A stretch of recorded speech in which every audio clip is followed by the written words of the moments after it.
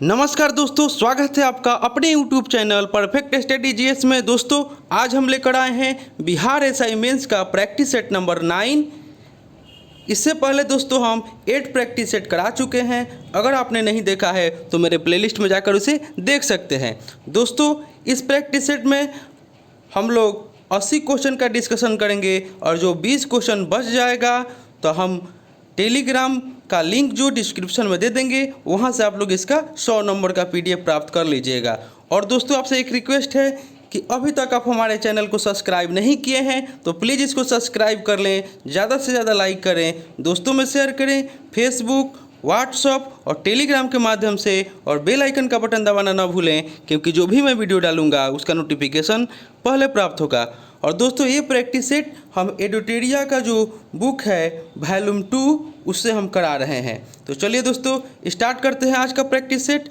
और दोस्तों एक रिक्वेस्ट और भी है आप लोगों से कि दोस्तों पूरा वीडियो देखिएगा, पूरा 80 क्वेश्चन देखिएगा, क्योंकि दोस्तों इस बुक में जो क्वेश्चन दिया हुआ है बहुत ही आपके एग्जाम के लिए बहुत ही महत्वपूर्ण है। तो चलिए दोस्तों स्टार्ट करते हैं आज का प्रैक्टिस सेट। आज का पहला क्वेश्चन हो जाएगा कि सेधव सभ्यता से प्राप्त मुहरें किससे बनी होती थी।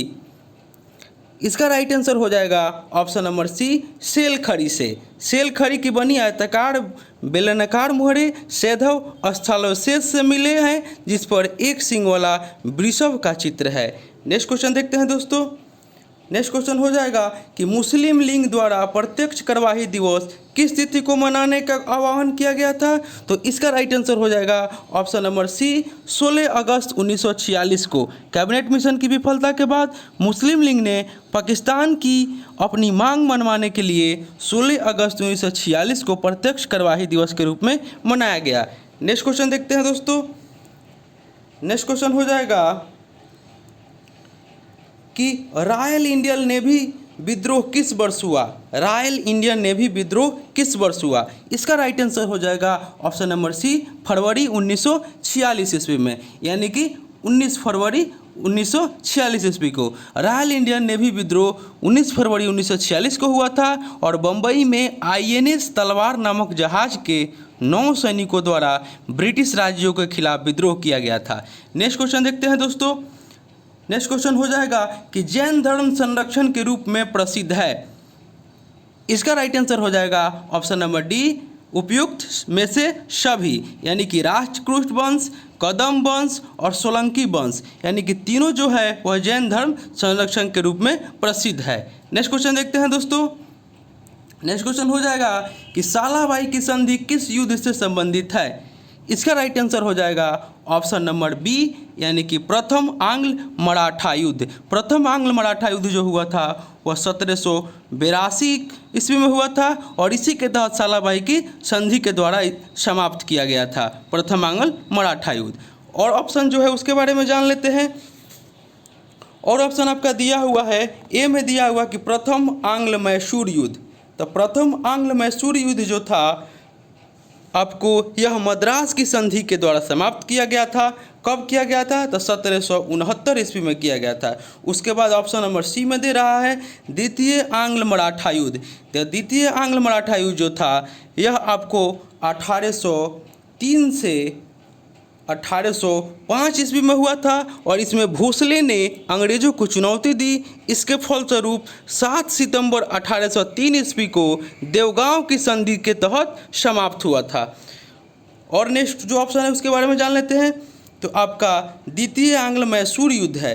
तो द्वितीय आंग्ल मैसूर युद्ध जो हुआ था यह मंगलोर की संधि के तहत 1784 ईस्वी में हुआ था। नेक्स्ट क्वेश्चन देखते हैं दोस्तों।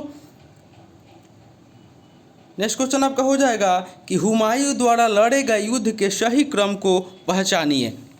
तो इसका राइट आंसर हो जाएगा ऑप्शन नंबर सी, पहले कलिंजर का युद्ध, फिर चुनार का घेरा, फिर चौसा का युद्ध, फिर कनौज का युद्ध। तो कलिंजर का युद्ध कब हुआ था? तो 1531 ईस्वी में हुआ था। उसके बाद चुनार का युद्ध जो हुआ था वह 1532 ईस्वी में हुआ था। फिर चौसा का युद्ध जो हुआ था वह 1539 ईस्वी में हुआ था।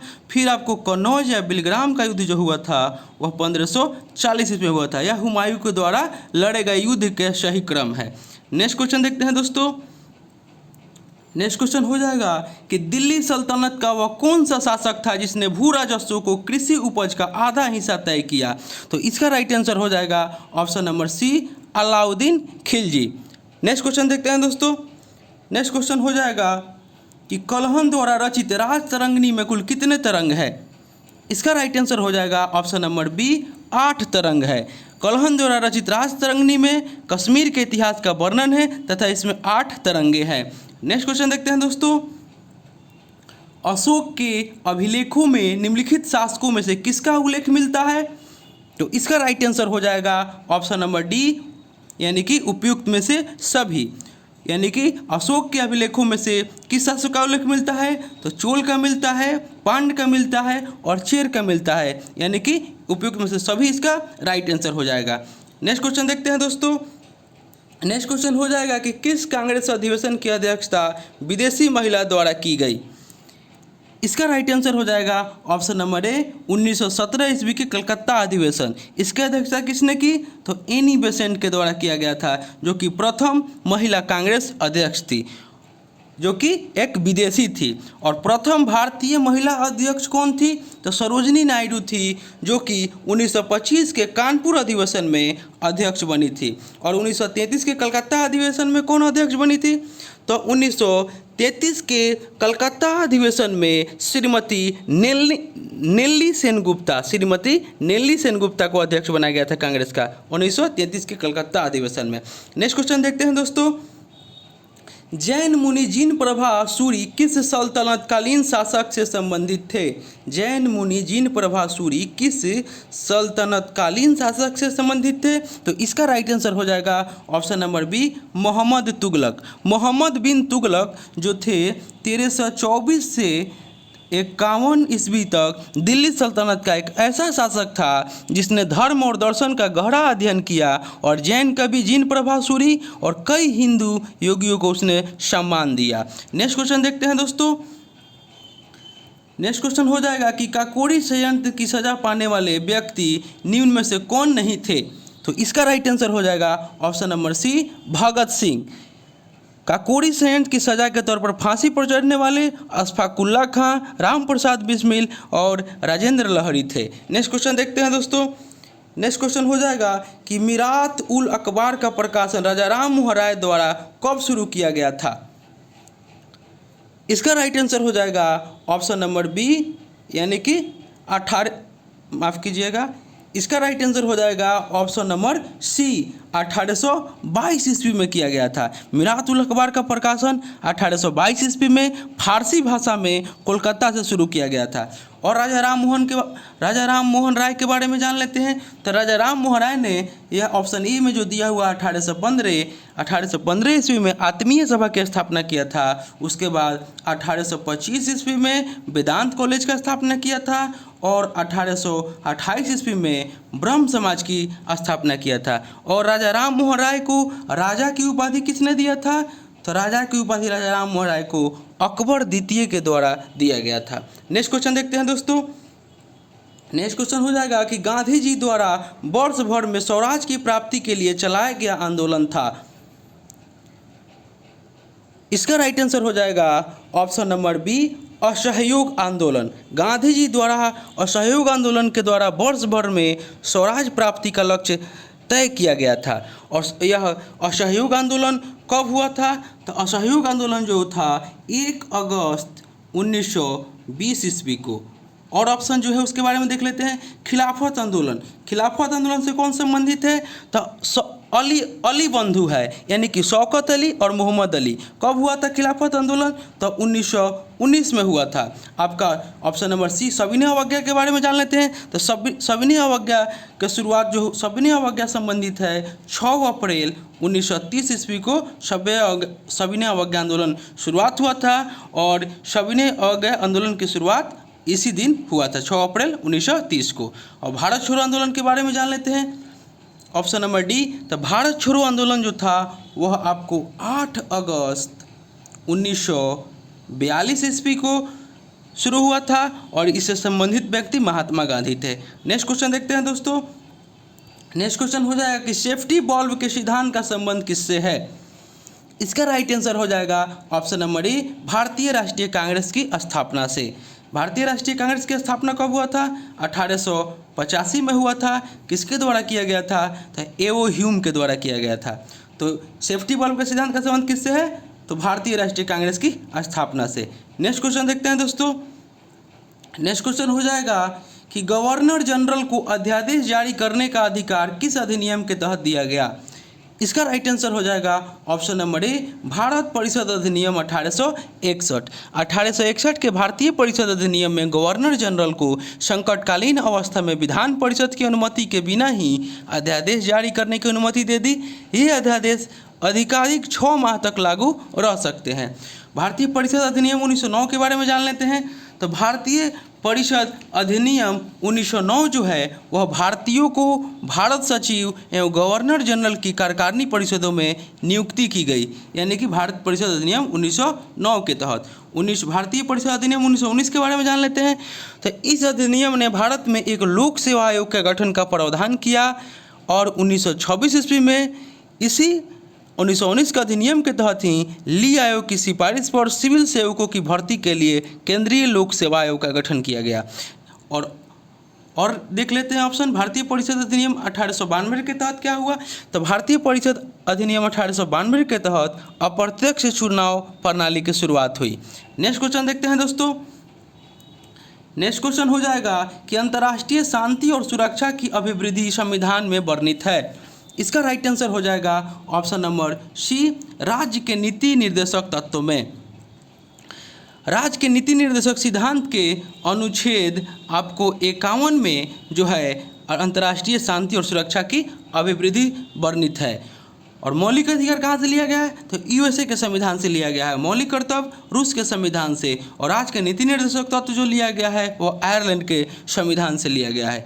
नेक्स्ट क्वेश्चन देखते हैं दोस्तों। नेक्स्ट क्वेश्चन हो जाएगा कि कैबिनेट मिशन के संदर्भ में कौन सा कथन गलत है?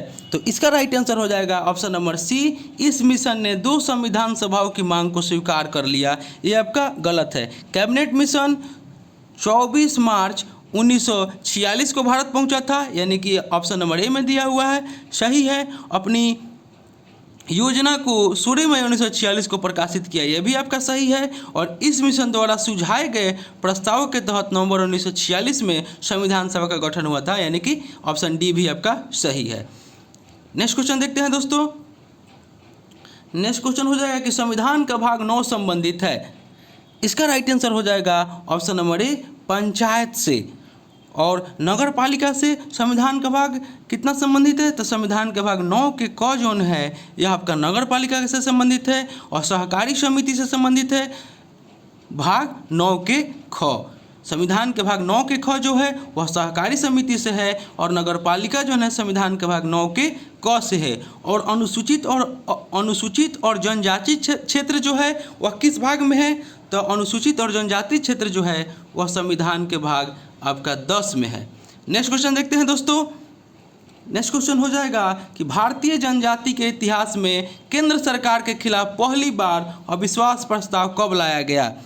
इसका राइट आंसर हो जाएगा ऑप्शन नंबर बी, 1963 में। वर्ष 1963 में नेहरू सरकार के खिलाफ पहली बार अविश्वास प्रस्ताव लाया गया था।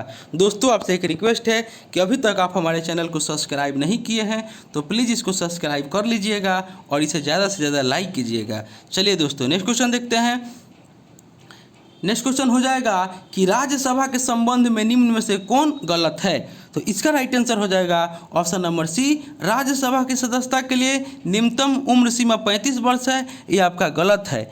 इसका राज्यसभा की सदस्यता के लिए न्यूनतम उम्र कितना होना चाहिए? तो 30 वर्ष होना चाहिए, और जबकि लोकसभा के लिए कितना होना चाहिए? तो 25 वर्ष होना चाहिए। और जो ऑप्शन में दिया हुआ है कि अनुच्छेद 80 में राज्यसभा की संरचना का उपबंध किया गया है, आपका सही है। वर्तमान में राज्यसभा सदस्यों की संख्या 245 है, ये भी सही है। और राज्यसभा एक अस्थायी सदन है, इसके 1/3 सदस्य प्रति 2 वर्ष बाद सेवानिवृत्त हो जाते हैं, आपका ये भी सही है।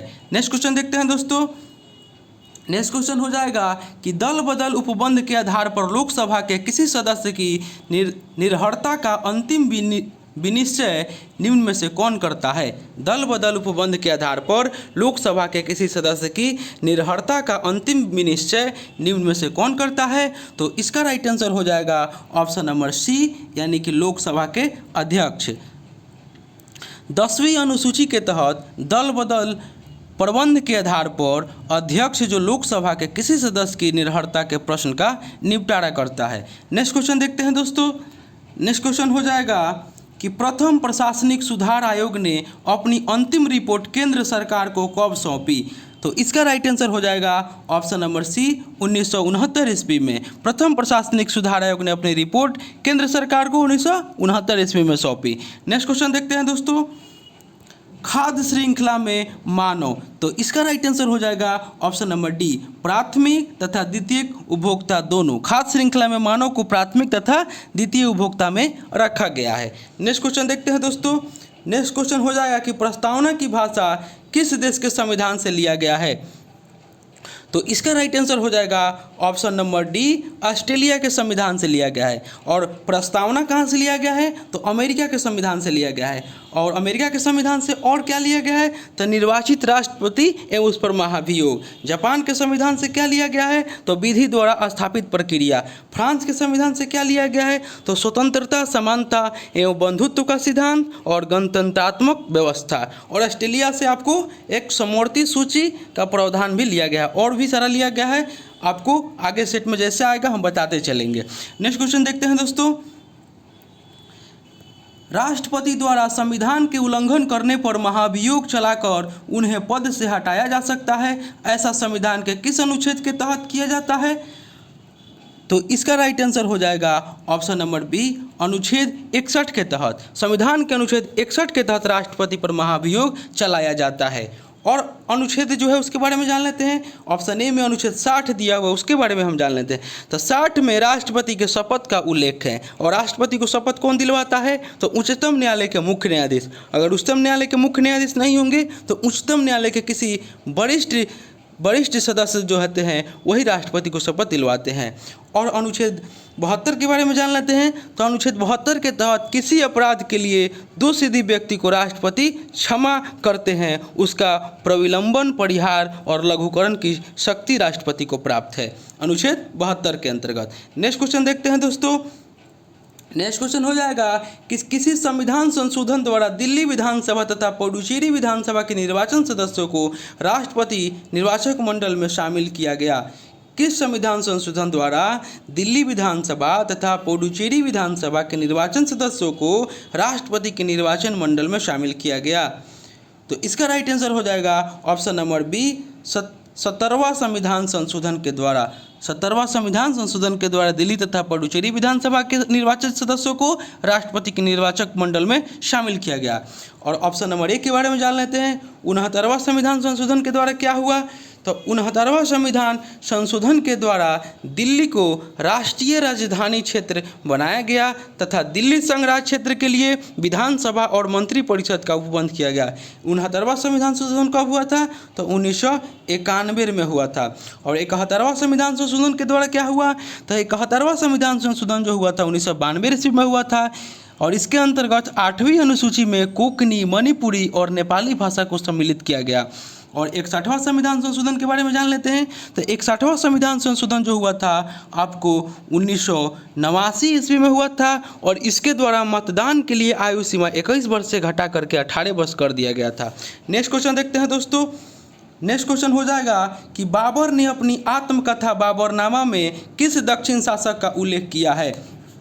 इसका राइट आंसर हो जाएगा ऑप्शन नंबर बी, कृष्णदेव राय। कृष्णदेव राय जो थे वह तुलु वंश का सबसे महान शासक था। और बाबरनामा में उसने विजयनगर के शासक कृष्णदेव राय का उल्लेख किया था। नेक्स्ट क्वेश्चन देखते हैं दोस्तों।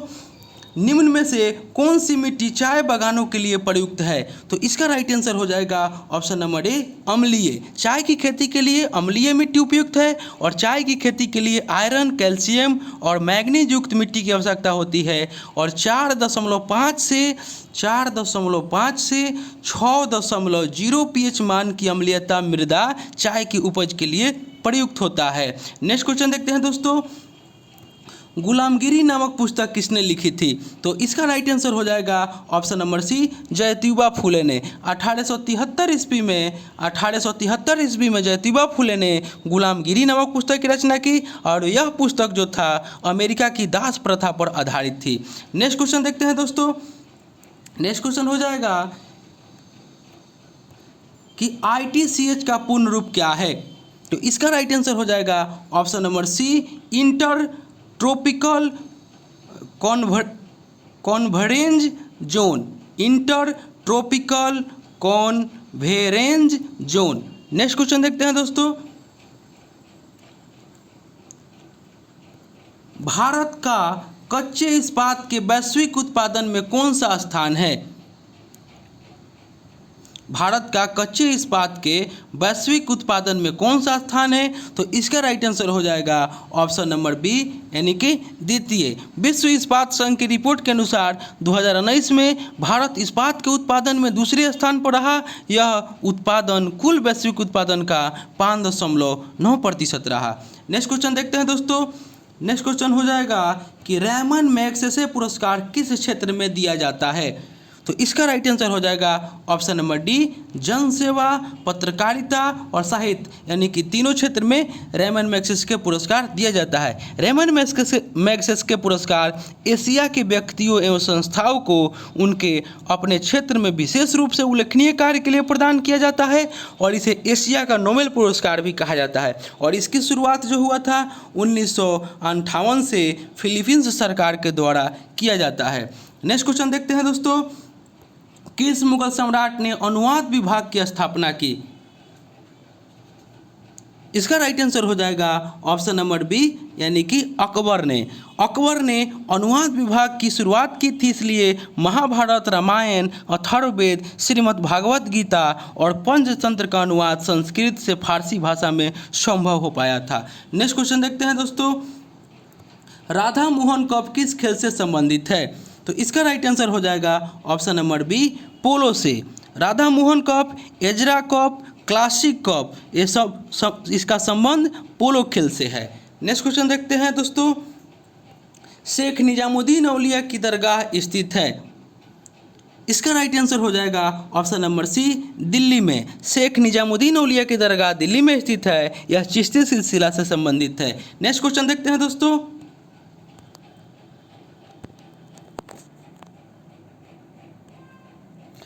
नेक्स्ट क्वेश्चन हो जाएगा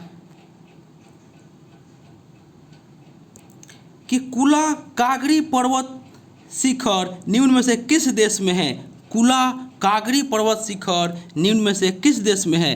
तो इसका राइट आंसर हो जाएगा ऑप्शन नंबर सी, भूटान में है। भूटान एक पर्वतीय देश है और कुला कागरी भूटान की सबसे ऊंची चोटी है। नेक्स्ट क्वेश्चन देखते हैं दोस्तों। निम्नलिखित युग्मों को सुमेलित करना है। इसका राइट आंसर हो जाएगा ऑप्शन नंबर ए, यानी कि 1 और 2 को। 1 और 2 हो जाएगा इसका राइट आंसर, यानी कि वन जीवन अधिनियम 1972 सही है और प्रोजेक्ट टाइगर 1973 सही है। और प्रोजेक्ट आपका जो एलिफेंट 1992 दिया है, 1993 दिया है, यह आपका 1992 हो जाएगा। नेक्स्ट क्वेश्चन देखते हैं दोस्तों। नेक्स्ट क्वेश्चन हो जाएगा कि किस मुस्लिम शासक ने मूल्य नियंत्रण पद्धति को पहली बार लागू किया था? तो इसका राइट आंसर हो जाएगा option number C, Alauddin Khilji. सल्तनत काल में अलाउद्दीन खिलजी द्वारा बाजार नियंत्रण या मूल्य नियंत्रण पद्धति को लागू किया गया था। नेक्स्ट क्वेश्चन देखते हैं दोस्तों। नेक्स्ट क्वेश्चन हो जाएगा कि निम्न में से कौन सा देश विषुवत रेखा पर स्थित नहीं है? तो इसका राइट आंसर हो जाएगा ऑप्शन नंबर डी, इथोपिया। भूमध्य रेखा पर स्थित प्रमुख देश है Ecuador, Colombia, Brazil, Gabon, Congo, Uganda, Kenya, Somalia इत्यादि। नेक्स्ट क्वेश्चन देखते हैं दोस्तों। ये आपका विषुवत रेखा पर स्थित नहीं है, ये आपका इथोपिया इसका आंसर हो जाएगा। नेक्स्ट क्वेश्चन देखते हैं। नेक्स्ट क्वेश्चन हो जाएगा कि बिहार के कितने जिलों से होकर गंगा नदी प्रवाहित होती है? तो इसका राइट आंसर हो जाएगा ऑप्शन नंबर सी, 12। बिहार के कुल 12 जिलों से होकर गंगा नदी प्रवाहित होती है और गंगा नदी पटना में सर्वाधिक प्रवाह क्षेत्र रखती है। नेक्स्ट क्वेश्चन देखते हैं दोस्तों। अब तक कितनी बार मृत्युपरांत नोबेल पुरस्कार दिया जा चुका है? इसका राइट आंसर हो जाएगा ऑप्शन नंबर सी, 2 बार। नेक्स्ट क्वेश्चन देखते हैं दोस्तों। नेक्स्ट क्वेश्चन हो जाएगा कि विश्व में यूरेनियम का सर्वाधिक भंडार किस देश में स्थित है? तो इसका राइट आंसर हो जाएगा ऑप्शन नंबर बी, ऑस्ट्रेलिया में। विश्व में यूरेनियम का सर्वाधिक भंडार ऑस्ट्रेलिया के पास है, जबकि यूरेनियम का सबसे ज़्यादा उत्पादन करने वाला देश कजाकिस्तान है। नेक्स्ट क्वेश्चन देखते हैं दोस्तों। क्षिप्रा किसकी सहायक नदी है? तो इसका राइट आंसर हो जाएगा ऑप्शन नंबर डी, उपयुक्त में से कोई नहीं। क्षिप्रा नर्मदा की सहायक नदी है। उज्जैन शहर इसी नदी के तट पर बसा है। नेक्स्ट क्वेश्चन देखते हैं दोस्तों। गोदावरी नदी का उद्गम स्थल है, तो इसका राइट आंसर हो जाएगा ऑप्शन नंबर ए, नासिक जिला। गोदावरी नदी का उद्गम स्थल नासिक जिले के तरेम्बक गांव पहाड़ी है और यह नदी बंगाल की खाड़ी में गिरती है। इसकी कुल लंबाई 1465 किलोमीटर है। नेक्स्ट क्वेश्चन देखते हैं दोस्तों। जूरा पर्वत निम्न में से किन दो देशों के बीच सीमा बनाती है? तो इसका राइट आंसर हो जाएगा ऑप्शन नंबर ए, फ्रांस एवं स्विट्जरलैंड। नेक्स्ट क्वेश्चन देखते हैं दोस्तों। नेक्स्ट क्वेश्चन हो जाएगा कि निम्नलिखित में से कौन सी पूंजीवादी फर्म की विशेषता या विशेषताएं हैं? तो इसका राइट आंसर हो जाएगा ऑप्शन नंबर सी, यानी कि 1, 2 और 3। यानी कि पूंजीवादी फर्म की विशेषताएं बाजार के लिए उत्पादन के कारकों का निजी स्वामित्व और पूंजी का निरंतर संचय, यानी कि तीनों सही है। नेक्स्ट क्वेश्चन देखते हैं दोस्तों। नेक्स्ट क्वेश्चन हो जाएगा कि विश्व आदिवासी दिवस कब मनाया जाता है? तो इसका राइट आंसर हो जाएगा ऑप्शन नंबर सी, 9 अगस्त को। नेक्स्ट क्वेश्चन देखते हैं दोस्तों। नेक्स्ट क्वेश्चन हो जाएगा कि सूची 1 को सूची 2 से मिलान करना है। सूची 1 को सूची 2 से मिलान करना है, इसका राइट आंसर बताना है। तो इसका राइट आंसर हो जाएगा ऑप्शन नंबर बी, यानी कि ए का 2 हो जाएगा, लौह अयस्क हो जाएगा नोआ मुंडी, उसके बाद कोयला आपका हो जाएगा धनबाद, जस्ता हो जाएगा जावड़ और तांबा हो जाएगा आपका खेतरी। नेक्स्ट क्वेश्चन देखते हैं दोस्तों। नेक्स्ट क्वेश्चन हो जाएगा कि निम्न में से कौन सी पर्वत श्रेणी ट्रांस हिमालय क्षेत्र में स्थित है? तो इसका राइट आंसर हो जाएगा option number C, Zanskar. Trans Himalaya क्षेत्र में स्थित प्रमुख पर्वत श्रेणियों में जास्कर, लद्दाख एवं काराकोरम है। नेक्स्ट क्वेश्चन देखते हैं दोस्तों। नेक्स्ट क्वेश्चन हो जाएगा कि मैगी नोट रेखा किन दो देशों के बीच है? तो इसका राइट आंसर हो जाएगा ऑप्शन नंबर ए, जर्मनी और फ्रांस। जर्मनी और फ्रांस के बीच क्या है? तो मैगी नोट रेखा है। नेक्स्ट क्वेश्चन देखते हैं दोस्तों। वित्त आयोग में अध्यक्ष सहित कुल कितने सदस्यों की संख्या होती है? तो इसका राइट आंसर हो जाएगा ऑप्शन नंबर सी, 5। संविधान के अनुच्छेद 280 में वित्त आयोग का गठन का प्रावधान किया गया है और वित्त आयोग में राष्ट्रपति द्वारा 1 अध्यक्ष एवं 4 अन्य सदस्य नियुक्त किए जाते हैं। नेक्स्ट क्वेश्चन देखते हैं दोस्तों। नेक्स्ट क्वेश्चन हो जाएगा कि निम्नलिखित में से भारत के किस राज्य में शिशु मृत्यु दर सबसे कम है? तो इसका राइट आंसर हो जाएगा option number B, Kerala. Kerala में शिशु मृत्यु दर सबसे कम है। आर्थिक सर्वेक्षण 2019-20 के अनुसार केरल में शिशु मृत्यु दर इसलिए कम है क्योंकि यहाँ स्वास्थ्य एवं शिक्षा के मौलिक सुविधाएं पर्याप्त मात्रा में उपलब्ध है। नेक्स्ट क्वेश्चन देखते हैं दोस्तों। विद्युत एवं चुंबकत्व में घना संबंध है, इसका पता लगाइए। विद्युत एवं चुंबकत्व में घना संबंध है, इसका पता किसने लगाया? तो इसका राइट आंसर हो जाएगा ऑप्शन नंबर सी, ओस्ट्रैड ने। यानी कि जब किसी चालक तार से विद्युत धारा प्रवाहित होती है तो इसके इर्द गिर्द चुंबकीय क्षेत्र उत्पन्न होता है। इस तथ्य की खोज ऑस्ट्रेड ने किया। नेक्स्ट क्वेश्चन देखते हैं दोस्तों। 1 किलोवाट घंटा बराबर होता है, तो इसका राइट आंसर हो जाएगा ऑप्शन नंबर ए, 3.6 × 10⁶ जूल के। नेक्स्ट क्वेश्चन देखते हैं दोस्तों।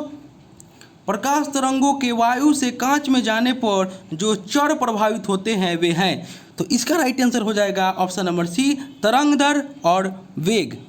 नेक्स्ट क्वेश्चन देखते हैं दोस्तों।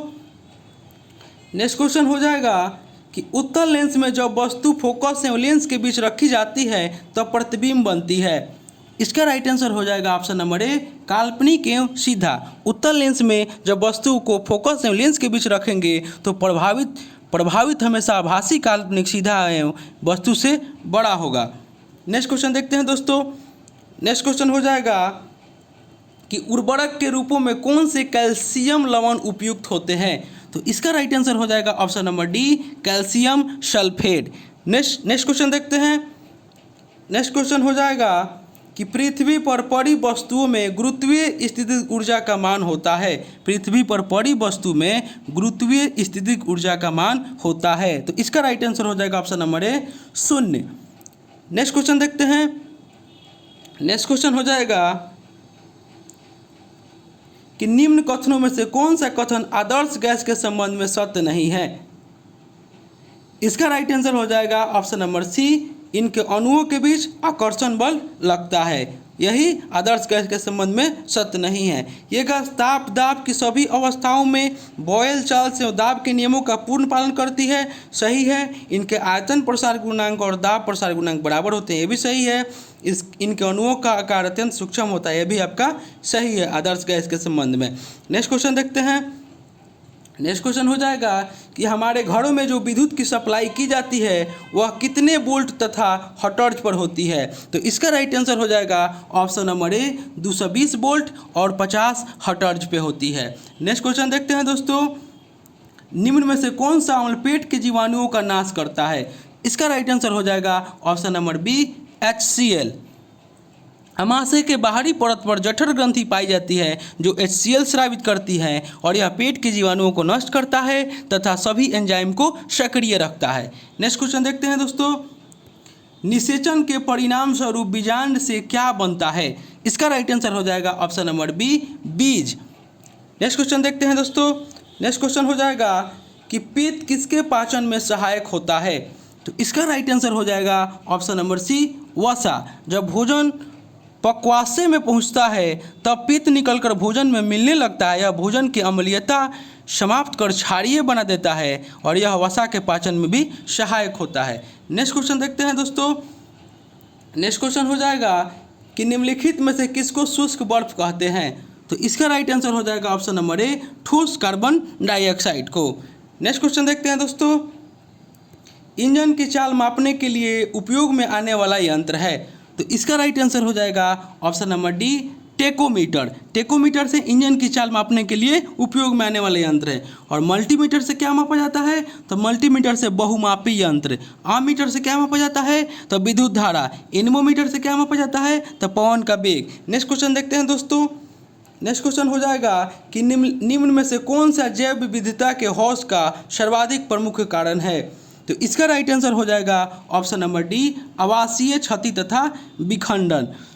जंतुओं एवं पौधों में विलुप्तीकरण का सबसे प्रमुख कारण आवासीय क्षति तथा विखंडन है। नेक्स्ट क्वेश्चन देखते हैं दोस्तों। निम्न में से कौन टिंडल प्रभाव को प्रदर्शित करेगा। तो इसका राइट आंसर हो जाएगा ऑप्शन नंबर डी स्टॉर्च का जलीय विलयन। नेक्स्ट क्वेश्चन देखते हैं दोस्तों। नेक्स्ट क्वेश्चन हो जाएगा कि निम्नलिखित में से कौन से कार्बोहाइड्रेट का प्रकार नहीं है। तो इसका राइट आंसर हो जाएगा ऑप्शन नंबर ए यानी कि अमीनो अम्ल। अमीनो अम्ल जो है वह कार्बोहाइड्रेट का प्रकार नहीं है। कार्बोहाइड्रेट मुख्यतः 3 प्रकार के होते हैं, मोनोसेकेराइड, ओलिगोसेकेराइड और पॉलीसेकेराइड। मोनोसेकेराइड इसके अंतर्गत पेंटोज हेक्सोज आते हैं और ओलिगोसेकेराइड के अंतर्गत सुक्रोज माल्टोज और लैक्टोज आते हैं और पॉलीसेकेराइड इसके अंतर्गत स्टार्च सेलुलोज और ग्लाइकोजेन आते हैं। नेक्स्ट क्वेश्चन देखते हैं दोस्तों। नेक्स्ट क्वेश्चन हो जाएगा कि कक्षाओं के ऊर्जा स्तर। इसका राइट आंसर हो जाएगा ऑप्शन नंबर ए नाभिक से दूर जाने पर बढ़ते हैं। नेक्स्ट क्वेश्चन देखते हैं दोस्तों। नेक्स्ट क्वेश्चन हो जाएगा कि प्रकाश संश्लेषण की दर इनमें से किस पर निर्भर करती है। तो इसका राइट आंसर हो जाएगा ऑप्शन नंबर सी प्रकाश की गुण एवं मात्रा दोनों पर। प्रकाश संश्लेषण की क्रिया लाल रंग में सबसे अधिक होती है और यह प्रकाश का एक गुण है, जबकि जितनी ज़्यादा मात्रा में प्रकाश हरे पौधे को प्राप्त होता है उतनी ज़्यादा प्रकाश संश्लेषण की क्रिया संपन्न होती है। नेक्स्ट क्वेश्चन देखते हैं दोस्तों। नेक्स्ट क्वेश्चन हो जाएगा कि निम्न में से किसे मुकुलन के माध्यम से तैयार किया जाता है। इसका राइट आंसर हो जाएगा option number C hydra. Hydra दुनिया का ऐसा अनोखा जीव जिसकी प्राकृतिक मृत्यु कभी भी संभव नहीं है, अर्थात यह जीव कभी नहीं मरता। जीव हाइड्रा जो स्वच्छ जल में पाया जाता है। नेक्स्ट क्वेश्चन देखते हैं दोस्तों। नेक्स्ट क्वेश्चन हो जाएगा कि सूर्य विकिरण ऊर्जा से कार्बनिक यौगिक बनाने वाले जीवों को कहा जाता है। तो इसका राइट आंसर हो जाएगा ऑप्शन नंबर बी, उत्पादक। यानी कि सूर्य की विकिरण ऊर्जा हरे पौधे प्राप्त कर प्रकाश संश्लेषण की क्रिया कर कार्बनिक यौगिक का निर्माण करती है, इसलिए इसे उत्पादक कहा जाता है। नेक्स्ट क्वेश्चन देखते हैं दोस्तों, गोइपोरिया समिति का संबंध है। इसका राइट आंसर हो जाएगा ऑप्शन नंबर बी, बैंक सेवा से। नेक्स्ट क्वेश्चन देखते हैं दोस्तों, नेक्स्ट क्वेश्चन हो जाएगा, नेक्स्ट क्वेश्चन आपका हो जाएगा 95 नंबर, जनगणना 2011 के अनुसार भारत की साक्षरता दर क्या है। तो इसका राइट आंसर हो जाएगा ऑप्शन नंबर बी, 74%। जनगणना 2011 के अनुसार भारत की साक्षरता दर 74% है। सर्वाधिक साक्षरता वाला राज्य केरल तथा न्यूनतम साक्षरता वाला राज्य बिहार है। नेक्स्ट क्वेश्चन देखते हैं दोस्तों, निम्न में से कौन अप्रत्यक्ष कर का उदाहरण है। तो इसका राइट आंसर हो जाएगा ऑप्शन नंबर सी, 1, 2 तथा 4। उत्पाद कर, सीमा शुल्क और बिक्री कर अप्रत्यक्ष कर का उदाहरण है। उत्पाद कर, सीमा कर, बिक्री कर अप्रत्यक्ष कर का उदाहरण है तथा संपत्ति कर जो है वह प्रत्यक्ष कर का उदाहरण है। नेक्स्ट क्वेश्चन देखते हैं दोस्तों, नेक्स्ट क्वेश्चन हो जाएगा कि विश्व का प्रथम संगठित शेयर बाजार किस देश में स्थापित किया गया था। इसका राइट आंसर हो जाएगा ऑप्शन नंबर बी, नीदरलैंड में। नीदरलैंड में प्रथम शेयर बाजार की स्थापना 1602 ईस्वी में की गई थी। नेक्स्ट क्वेश्चन देखते हैं दोस्तों, यदि एक दी हुई समय अवधि में कीमतें तथा मौद्रिक आय दोनों आधी हो जाए तो वास्तविक आय। इसका राइट आंसर हो जाएगा ऑप्शन नंबर डी, अपरिवर्तित रहेगी। नेक्स्ट क्वेश्चन देखते हैं दोस्तों, UNFFCCC जो पर्यावरण से संबंधित एक महत्वपूर्ण संगठन है, इसका स्थापना किस वर्ष किया गया था। तो इसका राइट आंसर हो जाएगा ऑप्शन नंबर सी, 1995। वर्ष 1995 में UNFCCC के गठन के बाद लगातार वार्षिक बैठकों का आयोजन किया जाता है और इसके तहत ही वर्ष 1997 में क्योटो समझौता हुआ और विकसित देश द्वारा ग्रीन हाउस गैसों को नियंत्रित करने के लिए समझौता किया गया।